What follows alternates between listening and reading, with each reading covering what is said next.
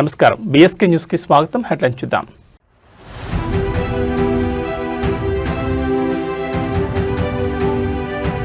శ్రీకాళహస్తిలో గిరి ప్రదక్షిణను ప్రారంభించిన పవన్ కళ్యాణ్. జగన్ హయాంలో పలు ఆలయాల్లో అపచారాలు జరిగాయన్న ఆరోపణలు.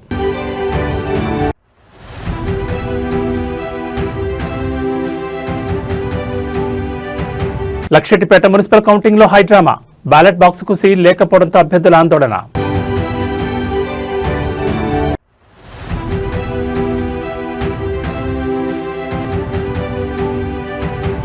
ఓ కాంగ్రెస్ ప్రభుత్వమా, మా రిటైర్మెంట్ బెనిఫిట్స్ ఎక్కడా?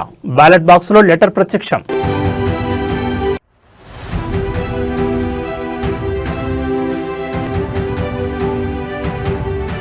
చిత్తూరు శివార్లో ఘోర ప్రమాదం. కారుపై పడ్డ కంటైనర్, సాఫ్ట్వేర్ ఉద్యోగి దుర్మరణం.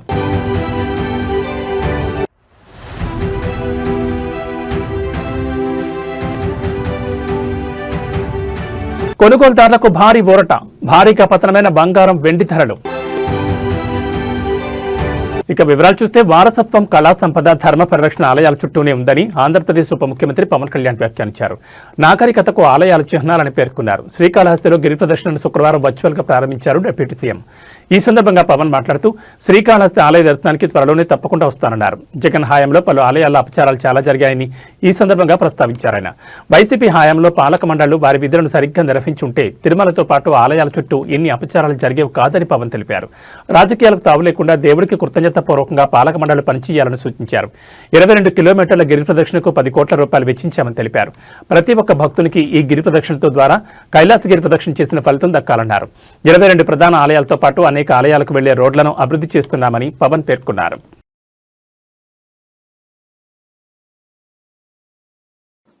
మీ పర్మిషన్ తో స్టార్ట్ చేస్తాం సార్. నమస్కారం సార్, మీ పర్మిషన్ తో స్టార్ట్ చేస్తాం.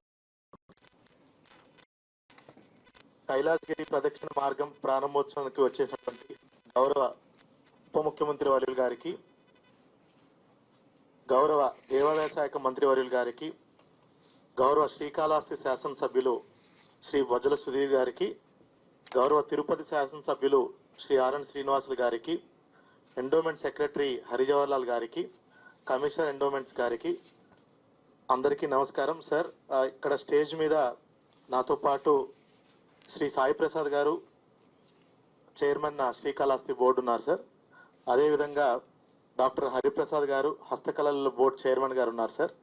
శ్రీ కోలా ఆనంద్ గారు, శ్రీకాళహస్తి నియోజకవర్గ ఇన్ఛార్జ్ సార్, బీజేపీ నుంచి. అదేవిధంగా చెంచునాయుడు గారు, అగ్రికల్చర్ మార్కెట్ కమిటీ చైర్మన్ ఉన్నారు సార్. అదేవిధంగా కన్జర్వేటర్ సెల్వం గారు ఉన్నారు సార్. ఈఓ శ్రీకాళహస్తి బాపిరెడ్డి గారు ఉన్నారు సార్. మిగతా అధికారులు, అదేవిధంగా సార్ ధర్మకర్త మండలి సభ్యులందరూ కూడా ఇక్కడ హాజరయ్యారు సార్. సార్, ఈరోజు ఈ కార్యక్రమానికి మీ చేతుల మీదుగా ప్రారంభించడం చాలా సంతోషదగ్గ విషయం సార్. సార్, సుమారుగా 22 కిలోమీటర్లు కలిగినటువంటి ఈ గిరి ప్రదక్షిణ మార్గం భక్తులందరికీ కూడా ఎంతో దీన్ని స్వాధీనపరచుకోవడానికి మన ప్రభుత్వం వచ్చిన ఎమ్మటే సుమారుగా 9,80,00,000 రూపాయలతో బ్యాలెన్స్ రోడ్ అంతటి కూడా సీసీ వేయించి మొత్తానికి 22 కిలోమీటర్లు కూడా భక్తులందరికీ అందుబాటులోకి తీసుకురావడం జరిగింది సార్. ముఖ్యంగా సార్, మనకి స్వామి అమ్మవార్లు ప్రతి కనుమ పండుగ నాడు, అదేవిధంగా మనకి శివరాత్రి వేడుక నాడు స్వామి అమ్మవార్లని ఈ గిరి ప్రదక్షిణ మార్గాన్న తీసుకెళ్తారు సార్. అదేవిధంగా మనకి ప్రతి నెల కూడా పౌర్ణమి సందర్భంగా భక్తులు ఎక్కువ మంది దీన్ని వాడుకుంటా ఉంటారు సార్. గత శివరాత్రి నాటికి సుమారుగా 35,000 మంది భక్తులు ఆ ఒక్క రోజునే ఈ గిరి ప్రదక్షిణ మార్గం ద్వారా. ఏపీ ముఖ్యమంత్రి చంద్రబాబు డిప్యూటీ సీఎం పవన్ కళ్యాణ్ దూషించిన అంశానికి సంబంధించి మాజీ మంత్రి వైసీపీ నేత పేర్ని నానిపై మచిలీపట్నం ఎనుగుదురుపేట పోలీసులు కేసు నమోదు చేశారు. ఈ కేసును కొట్టివేయాలని కోరుతూ ఏపీ హైకోర్టులో పేర్ని నాని క్వాష్ పిటిషన్ వేశారు. ఈ పిటిషన్ను నిన్న విచారించిన హైకోర్టు పేర్ని నానికి నోటీసులు ఇవ్వాలని ఆదేశించింది. పేర్ని నానిపై నమోదైన కేసులు 7 ఏళ్ల లోపు శిక్షకు సంబంధించినవేనని క్రిమినల్ ప్రొసీజర్ కోడ్ సెక్షన్ 35(3) ప్రకారం ఆయనకు నోటీసులు ఇచ్చి విచారణ కొనసాగించాలని ఆదేశాలు జారీ చేసింది. పేర్ని నాని క్వాష్ పిటిషన్ కొట్టివేసింది. తదుపరి విచారణను మార్చి 12వ తేదీకి వాయిదా వేసింది. 550 కోట్ల రూపాయలతో మెడికల్ కాలేజీ కడతామేంటి అంటే మాట చెప్పటం, శంకుస్థాపన చేయటం, ఓపెన్ చేయటం, ఇవన్నీ కూడా జగన్ నేను చూస్తే మనకు ఒకటే అనిపిస్తుంది. 14 ఏళ్ళు, 15 ఏళ్ళు, 20 ఏళ్ళు, 25 ఏళ్ళు ముఖ్యమంత్రి చేసి ఏంటి తగలేను? 5 ఏళ్ళు, 4 ఏళ్ళు చాలు కదా. ఏంటి ఎవరికి శాశ్వతం కాదు పదవి అనేది. ఎవరైనా ఎప్పటికప్పుడు మాజీ అవ్వాల్సిందే. కానీ ఉన్నప్పుడు ఏం చేశాం? 10 మందికి గుండెల్లో నిలిచేట్టుగా చేశామా? ఈ రాష్ట్రంలో గుర్తుండిపోయేట్టుగా, చరిత్రలో మంచిగా మన గురించి ఒక్క మాట అన్నా ఉండేట్టుగా బతికామా అనేది జగన్ చూసి నేర్చుకోవాలి ఎవడైనా. మొన్న చెప్పాను, మళ్ళీ చెప్తున్నాను, చిన్నోడు అయిపోయాడు నాకన్నా. లేకపోతే 2 కాళ్ళకి నమస్కారం, పాదాభివందనం. ఈ ఊరిని ఇంత గుండెల్లో బందర్కి యూనివర్సిటీ ఇచ్చా అంటే రాజశేఖర రెడ్డి గారు ఇచ్చారు. సగం గ్రామాలకి దాదాపుగా 17 నుంచి 18 గ్రామాలకి తాగుతాకి గుక్కడి నీళ్లు కావాలంటే మంచిళ్ళు ఇచ్చినవాడు రాజశేఖర రెడ్డి. ఇళ్ల స్థలాలు కావాలంటే 25,000 మందికి, ఇల్లు లేని నిరుపేదలకి 25,000 మందికి ఇళ్ల స్థలాలు ఇచ్చాడు. ఆయన కాళ్ళకి నమస్కారం. బాబు, ఆ విజయమ్మ గారి కన్నా వేళ విశేషం. ఇంతమంది గుండెల్లో ఆంధ్రప్రదేశ్ రాష్ట్రం భూమి మీద బతికున్నంత వరకు ఖచ్చితంగా జగన్మోహన్ రెడ్డికి ఒక బంగారు అక్షరాలతో చరిత్రలో మాత్రం ఒక పేజీ మాత్రం ఉంటది. ఇది చాలు. అటువంటి నాయకత్వంలో నేను ఈయన అందరం ఆ జెండా మోసినందుకు కాలరెడ్డి తిరుగుతాం. చచ్చే వరకు కూడా గర్వంగా బతుకుతాం. ఆంధ్రప్రదేశ్ విద్యా వ్యవస్థపై కూటమి ప్రభుత్వం అనుసరిస్తున్న తీరును మాజీ మంత్రి వైఎస్ఆర్సీపీ ఎమ్మెల్సీ బొత్స సత్యనారాయణ తీవ్రంగా తప్పుపట్టారు. విద్యాశాఖలో బకాయిలు మరియు విద్యా సంస్థల నిర్వహణపై మంత్రి లోకేష్ చేస్తున్న ప్రకటనలకు ఆయన కౌంటర్ ఇచ్చారు. మంత్రి చెప్తున్నట్లుగా తాము 5,000 కోట్ల బకాయిలు పెట్టలేదని బొత్స స్పష్టం చేశారు. నేను చెప్పేది ఈనాడు పత్రిక లెక్కలు, ఎన్టీఆర్ భవన్ లెక్కలు కాదు. వాస్తవానికి మేము బాకీ పెట్టింది కేవలం 2 విడతల బకాయిలు మాత్రమేనని ఆయన తేల్చి చెప్పారు. కూటమి ప్రభుత్వం అధికారంలోకి వచ్చిన తర్వాత విద్యా వ్యవస్థ క్రమంగా భ్రష్టు పడుతోందని ఆయన ఆరోపించారు. ప్రభుత్వ పాఠశాలలను బలోపేతం చేయడం మానేసి ప్రైవేట్ విద్యా సంస్థలతో పోటీ పడాలని మంత్రి చెప్పడం హాస్యాస్పదంగా ఉందన్నారు. విద్యా దీవెన, వసతి దీవెన వంటి పథకాల అమల్లో జాప్యం జరుగుతోందని, దీనివల్ల వేలాది మంది విద్యార్థులు ఇబ్బందులు ఎదుర్కొంటున్నారని ఆయన ఆవేదన వ్యక్తం చేశారు. మంత్రి గారు, విద్యాశాఖ మంత్రి గారు మళ్ళీ వెల్ఫేర్ మినిస్టర్ గారు ఏం చెప్పారో దాన్నే ఆయన రీట్రేట్ చేస్తారు. ఇది వాస్తవం కాదు, సత్యదూరం మాటలు ఇవి. ఇది కాదు అని చెప్పేసి రికార్డు, అది కాదు అని చెప్పని మేము గత ప్రభుత్వంలో మంత్రికి చేస్తూ, ఈ సాగి మీ ఈనాడు లెక్కలు కాదు, ఇది మీ ఈనాడు లెక్కలు కాదు, మీ ఎన్టీఆర్ భవన్ లెక్కలు కాదు, ఎన్టీఆర్ భవన్ లెక్కలు కాదు. అధ్యక్ష వాస్తవం చెప్తున్నాం. ఈ రాష్ట్రంలో విద్యా వ్యవస్థను బస్టు పట్టించి వ్యవస్థ వాళ్ళ ప్రాపకం కోసం, వాళ్ళు పొగడ కోసం ఇందాక వచ్చి నాడు నేడు ఎందుకని మాట్లాడారు అధ్యక్ష? నాడు నేడులో ఫినిషింగ్ అవుతున్న స్కూల్ని చేయాలనే బాధ్యత అధ్యక్ష. ఆ చేయవలసిన బాధ్యత అధ్యక్ష. అది చేయకట్ట విద్యార్థులకు వచ్చి ఫీజు రింబర్స్మెంట్ అనుకుంటా ఈ రాష్ట్రంలో వచ్చి ఉంటుంది.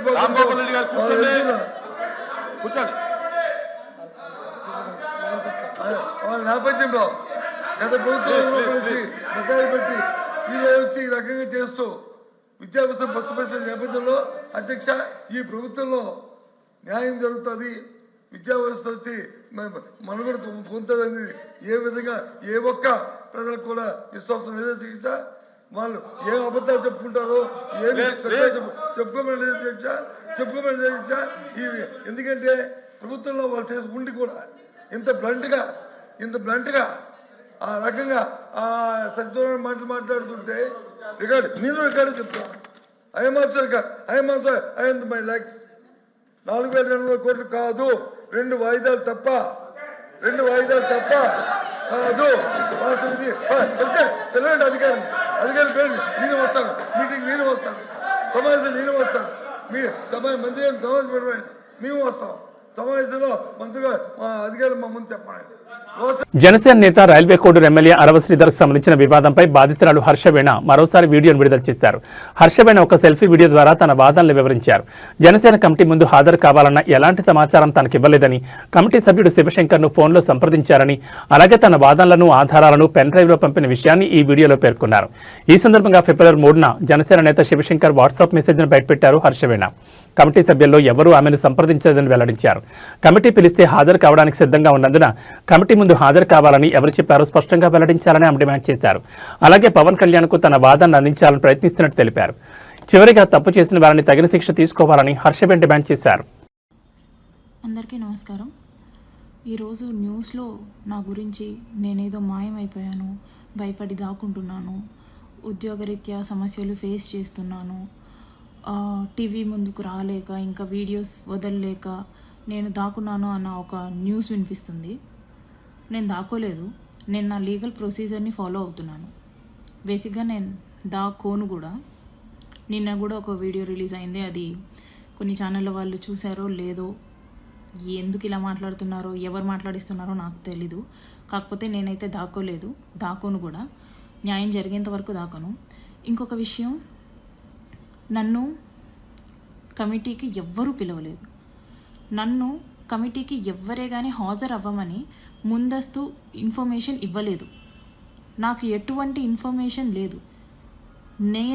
నేను శివశంకర్ గారికి కాంటాక్ట్ అయ్యి, ఆయన నంబర్ సంపాదించి శివశంకర్ గారికి కాంటాక్ట్ అయ్యి నాకు నేనుగా, సార్ మీరు శ్రీధర్ వర్షన్ మాత్రమే విన్నారు, నేను నా వర్షన్ కూడా తెలియజేసుకోవాలనుకుంటున్నాను, సో నేను పెన్ డ్రైవ్ పంపిస్తున్నాను విత్ అటాచ్డ్ విత్ లెటర్ అని చెప్పేసి నేను లెటర్ పంపించడం జరిగింది.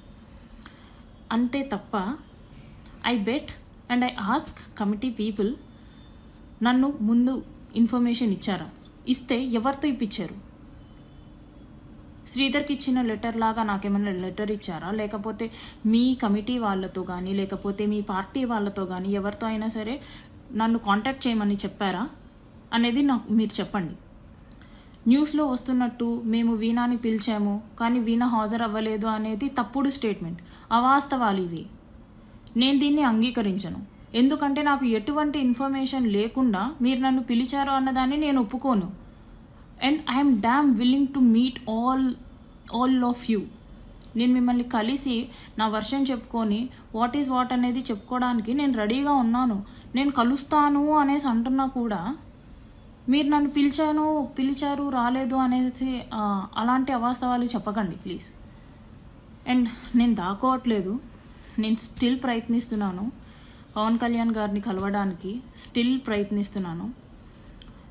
మీరు చెప్పినట్టు, నేను చెప్పినట్టు, శ్రీధర్ చెప్పినట్టు ఇది మా వ్యక్తిగత సమస్య. కాకపోతే కొంతమంది రాజకీయ రాబందులు దీన్ని పాలిటిక్స్ చేస్తున్నారు. అధికారం ఉంది కదా అని చెప్పేసి వాళ్ళు కంప్లీట్ అధికారం చూపిస్తున్నారు. డబ్బులు వేస్ట్ చేసుకుంటున్నారు, డబ్బులు ఖర్చు పెట్టి నెగిటివిటీని స్ప్రెడ్ చేస్తున్నారు, ఏంటంటో చేస్తున్నారు. అవన్నీ కాదండి కావాల్సింది, నిజాలు కావాలి. కమిటీ వాళ్ళు ఎంత టైం అయినా తీసుకోండి, కానీ నిజం మాత్రమే చెప్పండి, అబద్ధాలు చెప్పకండి. I really pray all of you, I really please all of you, నిజాలు మాత్రమే మాట్లాడుకుందాం. నాకు శ్రీధర్కి జరిగింది మాత్రమే మాట్లాడుకుందాం. నా ఉద్యోగం అంటారా, నా పరువు అంటారా, నేను ఇంతకంటే దిగజారడానికి ఇంకేం మిగల్లేదు. కాబట్టి నేను అన్ని వదులుకున్న తర్వాతే నేను ఇక్కడికి వచ్చాను. కాబట్టి నేను భయపడను. నాకు జస్టిస్ జరిగే విషయంలో నేను భయపడను. నేను ముందుకు వెళ్తాను ఖచ్చితంగా. అండ్ సార్ పవన్ కళ్యాణ్ గారు, నేను మీకు మళ్ళీ అర్థిస్తున్నాను, మిమ్మల్ని నేను కలవాలి సార్. మీకు ఎంతవరకు నిజం తెలుసో, ఎంతవరకు మీరు ఈ విషయం గురించి పట్టించుకుంటున్నారో నాకు తెలియదు. కానీ నేను ఒక బాధపడిన మహిళగా నేను మిమ్మల్ని నమ్ముతున్నాను, మీరు నాకు న్యాయం చేస్తారనేసి. ఎందుకంటే మీకు ఉమెన్ మీద ఎటువంటి రెస్పెక్ట్ ఉందో, ఎన్ని సిచ్యువేషన్స్లో ఉమెన్ గురించి మీరు బాధపడ్డారో అదంతా నాకు తెలుసు. అవన్నీ మేము చూస్తూ పెరిగామండి. అలాంటిది మన పార్టీ నుంచి, మన ఎమ్మెల్యే నుంచి, మీ డిపార్ట్మెంట్ అయిన నాకు అన్యాయం జరిగింది. అటు శ్రీధర్ చెప్పుకోవాల్సింది మీకే, ఇటు నేను చెప్పుకోవాల్సింది మీకే. కాబట్టి మీరే ఇద్దరి వర్షన్స్ వినండి. ఎవరిది తప్పు ఉంటే వాళ్ళని శిక్షించండి, ఎవరి వైపు న్యాయం ఉంటే వాళ్ళకి జస్టిస్ చేయండి. ఇది ఒక్కటే నేను కోరుకుంటున్నాను. అండ్ ఎవరైనా సరే ఒక అమ్మాయి గురించి ఆలోచించేటప్పుడు మీ ఇంట్లో కూడా అమ్మాయిలు ఉంటారు అనేసి ఆలోచించండి. నెగిటివిటీ స్ప్రెడ్ చేయడం కాదు. ఒక అమ్మాయి బయటికి వచ్చి ఇంత చెప్తుంది, ఎందుకు చెప్తుంది అనేసి అయినా సరే ఆలోచించండి ప్లీజ్. అమ్మాయికి ఏం సరదా కాదు. మీ అందరి ముందు ఒక టాపిక్ అవ్వాలనేసి ఎవరికీ ఉండదు. So I please everyone what is what అనేసి ఆలోచించండి. And I request committee members రిపోర్ట్ని అయితే జెన్యూన్గా ఇవ్వండి. ఐ బెగ్ జెన్యూన్గా ఇవ్వండి ప్లీజ్. మంచిర్యాల జిల్లా లక్షెట్టిపేట మున్సిపాలిటీ ఎన్నికల కౌంటింగ్లో గందరగోళం నెలకొంది. 3వ వార్డుకు సంబంధించిన బ్యాలెట్ బాక్సుకు సీల్ వేసలేదు. ఇది గమనించిన బీజేపీ, బీఆర్ఎస్ ఇతర అభ్యర్థులు ఆందోళన దిగారు. కాంగ్రెస్ అభ్యర్థులు అక్రమాలకు పాల్పడ్డారంటూ ఎన్నికల అధికారులతో అభ్యర్థులు వాగ్వాదానికి దిగారు. కౌంటింగ్ నిలిపివేసి సీసీ ఫుటేజ్ ద్వారా క్లారిటీ ఇవ్వాలని డిమాండ్ చేశారు. పేపర్ సీల్ కాదు సార్, ఇది ఎందుకు మీరు దానికి సమాధానం చెప్పండి. మిగతా 14 వార్డులలో క్లాత్ ప్యాకింగ్ వచ్చింది, ఒక 3వ వార్డులో ఎందుకు క్లాత్ ప్యాకింగ్ రాలే? మా ఆబ్జెక్షన్ మీరు సమాధానం చెప్పండి. మా ఆబ్జెక్షన్ మీరు సమాధానం చెప్పిన తర్వాతనే కౌంటింగ్ స్టార్ట్ చేయండి. ఏ దద్దమ్మలాగా చదువు ట్రైనింగ్ ఉండదా? ఎలక్షన్ ట్రైనింగ్ ఉండదా? చూడండి, పేపర్ సీల్ తో సంబంధం లేదు. అక్కడ క్లాత్ ప్యాకింగ్ దానికి కూడా ఉంటుంది. చూడండి, క్లాత్ ప్యాకింగ్ దానికి కూడా ఉంది, క్లాత్ ప్యాకింగ్ చూడండి. అది చూడండి, క్లాత్ ప్యాకింగ్ దానికి కూడా ఉంది. ఈ 2 బాక్స్లకు ఎందుకు చెప్పండి. ఈ 2 బాక్స్లకు ఎందుకు క్లాత్ ప్యాకింగ్ ఉండదు? ఎందుకుండదు సార్ తేడా? మరి దీనికి ఎందుకు చేయలేదు అంటున్నాం మేము. ఈ 2 బాక్స్లకు ఎందుకు చేయలేదని క్వశ్చన్ చేస్తున్నాం. చెప్పండి, ఈ 2 బాక్స్లకు ఎందుకు చేయలేదు క్వశ్చన్ చేస్తున్నాం మేము. చూపించండి అప్ టు డేట్. అరే వట్టిదే కావచ్చు సార్, అది వట్టిదే కావచ్చు.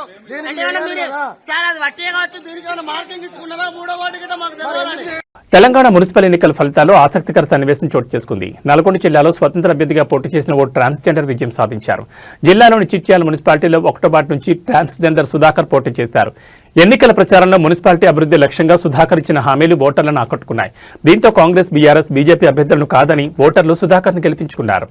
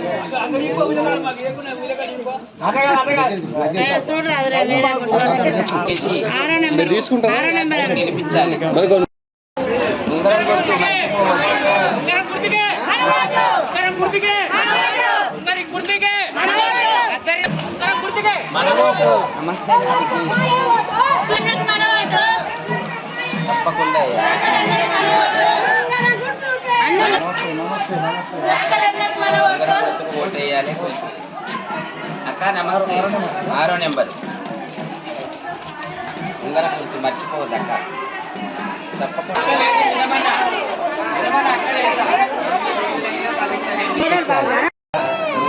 మర్చిపోవద్దు.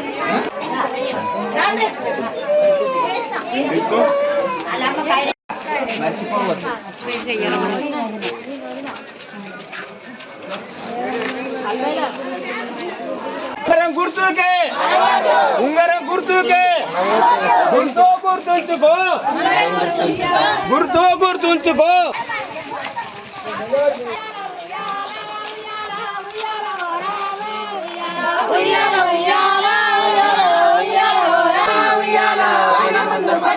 ఓటేయాలి. ములుగు మున్సిపాలిటీ ఎన్నికల ఫలితాల్లో కాంగ్రెస్ పార్టీ శుభారంభం చేసింది. కౌంటింగ్ ప్రారంభమైన కొద్దిసేపటికే కాంగ్రెస్ తన మొదటి విజయాన్ని నమోదు చేసి ఖాతా తెరిచింది. ములుగు మున్సిపాలిటీ 1వ వార్డు నుంచి కాంగ్రెస్ అభ్యర్థిగా పోటీ చేసిన ఆలోతు పద్మ తన సమీప ప్రత్యర్థిపై 278 ఓట్ల భారీ మెజార్టీతో ఘన విజయం సాధించారు. ఫలితం వెలువడగానే కాంగ్రెస్ శ్రేణులు సంబరాల్లో మునిగిపోయాయి. మున్సిపాలిటీలో మొదటి వార్డులోనే విజయం దక్కడంతో పార్టీ కార్యకర్తల బాణసంచా కాల్చి స్వీట్లు పంపిణీ చేస్తూ వేడుకలు చేసుకున్నారు. ఇక్కడ ఉన్నటువంటి పెద్దలకు, కలెక్టర్ గారికి, జాయింట్ కలెక్టర్ గారికి, అలాగే ఎలక్షన్ ఆఫీసర్లందరికీ, ఇక్కడ ఉన్నటువంటి అందరికీ ఆఫీసర్లందరికీ పేరు పేరున నా యొక్క నమస్కారాలు.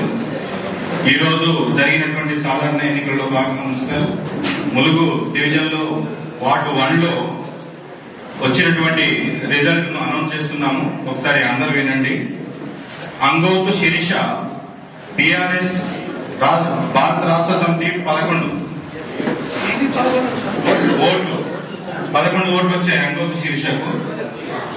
తర్వాత మాలోతు చరిత బీజేపీ అభ్యర్థి 152 వచ్చాయి.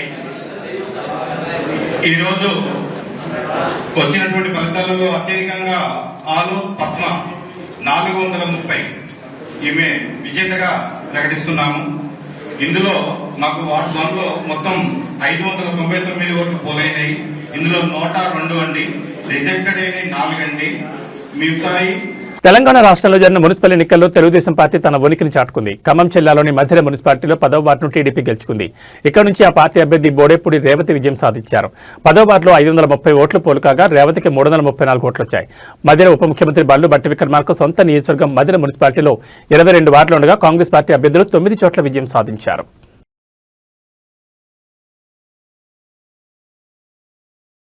మున్సిపల్ ఎన్నికల కౌంటింగ్ వేళ కాంగ్రెస్ ప్రభుత్వంపై అసంతృప్తి బయటపడింది. రిటైర్మెంట్ బెనిఫిట్స్ అందించకుండా రేవంత్ సర్కార్ చేస్తున్న జాప్యంపై నిరసన తెలుపుతూ బ్యాలెట్ బాక్సులో ఓ లెటర్ ప్రత్యక్షమైంది. ఓ కాంగ్రెస్ ప్రభుత్వమా మా రిటైర్మెంట్స్ బెనిఫిట్స్ ఎక్కడా అంటూ అందులో పెన్షనర్లు ప్రశ్నించారు. సూర్యాపేట మున్సిపాలిటీలోని 47వ వార్డులోని బ్యాలెట్ బాక్సులో ఓట్లను లెక్కిస్తుండగా ఈ లెటర్ బయటపడింది.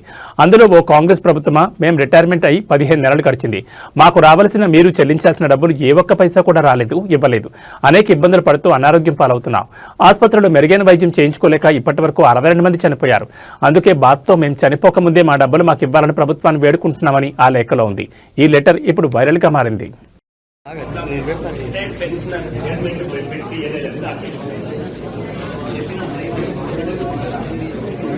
తెలంగాణ మున్సిపల్ ఎన్నికల్లో 200కు పైగా స్థానాల్లో పోటీలో నిలిచిన జనసేన పార్టీ ఎట్టకేలకు బోనికొట్టింది.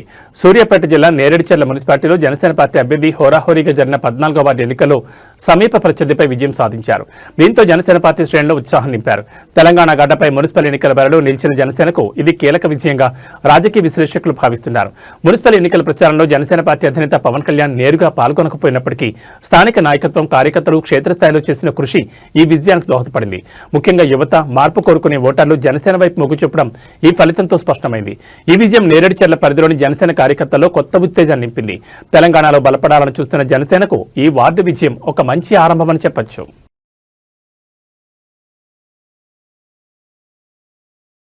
ఏపీలో ఘోర రోడ్డు ప్రమాదం చోటు చేసుకుంది. కారు కంటైనర్ ఢీకొన్న ఘటనలో సాఫ్ట్వేర్ ఉద్యోగి దుర్మరణం చెందారు. ఈ ప్రమాదంలో కారు పూర్తిగా నుచ్చునుచ్చైంది. జిల్లాలోని చిత్తూరు నగర శివార్లోని ఇరువారం కూడల్లో ఈ ప్రమాదం జరిగింది. తిరుపతి నుంచి బెంగళూరు వైపు వెళ్తున్న కారుపై కంటైనర్ పడడంతో సాఫ్ట్వేర్ ఉద్యోగి మరణించారు. కారు పూర్తిగా అణిగిపోయింది. మృతుడిని గుడిపాల మండలం రామాపురానికి చెందిన అనుదీప్గా గుర్తించారు. స్థానికుల సమాచారంతో ఘటనా స్థలానికి చేరుకున్న పోలీసులు సహాయక చర్యలు చేపట్టారు. కారు కంటైనర్ కింద ఇరుక్కుపోవడంతో దాన్ని తొలగించడం కష్టతరంగా మారింది. ఈ ప్రమాదంపై పోలీసులు కేసు నమోదు చేసుకుని దర్యాప్తు చేస్తున్నారు. ప్రమాద తీవ్రత చూసిన పోలీసులు కారులో 6 ఉండి ఉంటారని భావించారు. దాన్ని కంటైనర్ కింద నుంచి వెలికి తీశాక ఒక మృతదేహం మాత్రమే లభ్యమైనట్టు తెలిపారు.